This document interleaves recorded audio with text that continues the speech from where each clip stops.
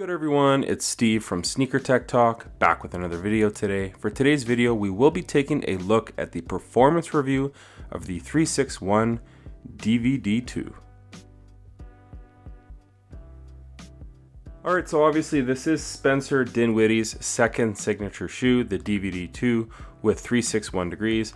And as always, starting with the traction pattern.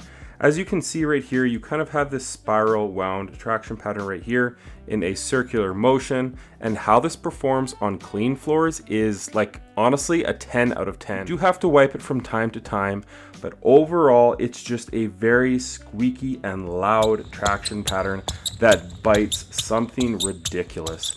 On dirty floors, you will have to wipe this every 4 or 5 plays. That's where it does take this shoe down a notch, is because on dirty floors, it does collect a bit of dust. As you can see right here, the outsole is pretty dirty. The last session I did play in these, I was playing on a dirty floor and I never slid out, but I was having to wipe more than I would say that I liked. But again, on clean floors, you will be good to go. I don't think I would bring these outside because this rubber compound is very pliable. I do think you would wear away this traction pattern right here, and it's actually pretty shallow as well. But overall, the traction pattern is absolutely amazing on clean floors. Dirty floors, as long as you're wiping every so often, you'll be good to go. So as far as the traction goes on the DVD2, I'm going to give these a very solid 9.5 out of 10. Now, as far as the cushioning goes on these guys right here, you do have an eTPU based cushion system right here in the midsole. As you can see right here, it is exposed on the lateral side. It's very soft to the touch and underfoot. On the medial side right here, you have more of like a Phylon material.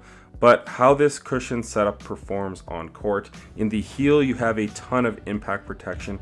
In the forefoot, it is a lot closer to the floor. It tapers out to be pretty thin, As you can see right here as well, you do have a exposed portion. I do believe they're calling this cushion setup Quick Tech or Quick Q-Tech, but overall it's more or less just an eTPU style foam compound similar to Boost and what Serious Player only does have in their explosive drop-in midsole. But overall, I really enjoyed my time in these. It's a very balanced ride. Obviously, you can see here in the forefoot, it does have a TPU cage, but I'm not mad at that because it offers great lateral support. So overall, as far as the cushioning goes, a very nice ride, very smooth heel to toe transition in this, and just a setup that I really enjoyed on court. So as far as the cushioning goes, I'm gonna give these a very solid 9 out of 10. Very comfortable underfoot, and I never really had any foot pain at all while playing in the DVD2.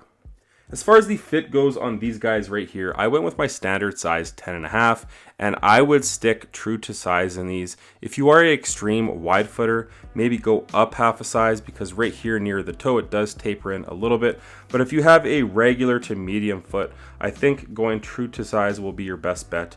And just an overall very nice lockdown fit. These straps right here just offer the craziest lockdown, which we will get to in the support section, but overall, really no issues as far as the support goes, and that's why these are going to score a very solid 9.5 out of 10. As far as the materials go on these guys right here, you kind of have this TPU kind of yarn material.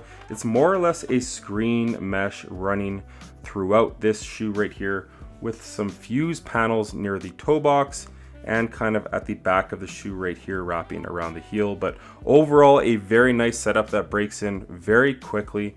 Nothing premium. I would have liked to seen some leather or suede at the back of the shoe, because that's obviously not a portion that needs to be broken in. I do think they did miss the boat just a little bit when it comes to the raw materials, but overall, this material is tried and true on court.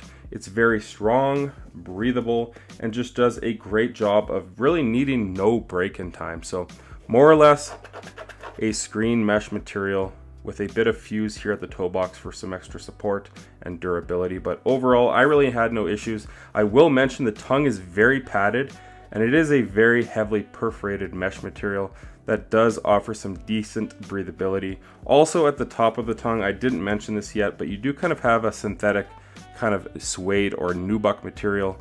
Obviously you can see right here it says Smoothie Dinwiddie. So overall, as far as the materials go, I would give them a decent 7.5 out of 10. Now, as far as the weight of this basketball shoe right here, again, this is a US size 10.5, and these come in at 15.05 ounces.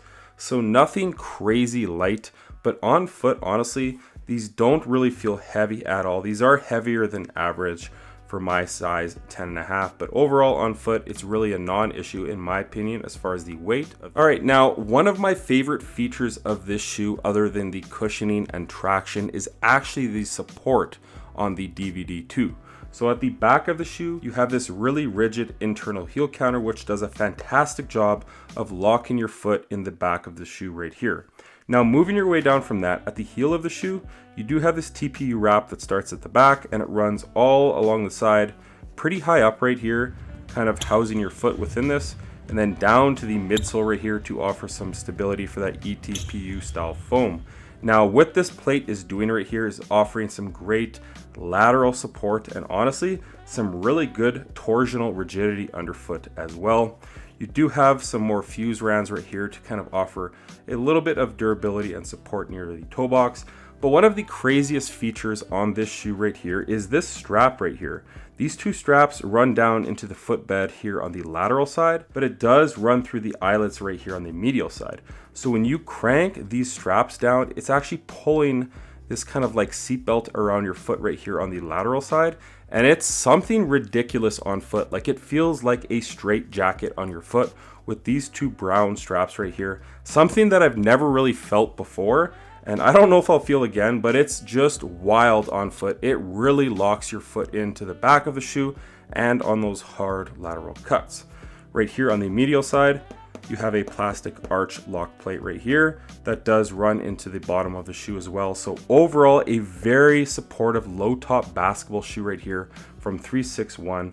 A fantastic option for positions 1 through 5 in my opinion, because it's just such a supportive shoe while still maintaining flexibility right here in the forefoot. So overall, as far as the support goes on this shoe right here, these get an amazing 10 out of 10. So that's going to do it for today's performance review of the 361 DVD2. Fantastic job as far as this hoop shoe right here. And I think this shoe right here is flying under the radar because it wasn't even a shoe that was really on my radar as far as a shoe that I wanted to performance review. The brand did reach out. They did send me these, but as always, it is a non-biased opinion. I played extensively with these indoors. I think I played about 12 hours in these guys right here, and they keep getting better with each and every wear. These have fantastic traction at the bottom of the shoe, a great balance ride with the cushioning setup with that ETPU style foam, and just an overall crazy support system in this hoop shoe right here. Sound off in the comments if you guys have tried these and what you guys think of what the brand 361 is doing with their hoop shoes. Obviously they have Nikola Jokic, they do have Aaron Gordon and Spencer Dinwiddie as far as athletes that do have signature shoes with them, but overall this is a fantastic option. I don't remember what they retail for. I think it's around 130 or 40 USD, but overall a fantastic hoop shoe that I think is going to be maintaining its spot in my hoop bag for the foreseeable future. Just a fantastic job overall, and I really enjoyed my time in this hoop shoe right here. Sound off in the comments if you guys have tried these out yet. But like I mentioned, that's going to do it for today's performance review. As always, if you guys could like, comment, and subscribe, that would definitely help the channel a ton. And check out my Instagram over at SnkrTechTalk, as it is an extension of my YouTube channel with all my pickups, basketball footage, and nostalgia as a whole. As always, thanks for watching today's video, and until next time, peace.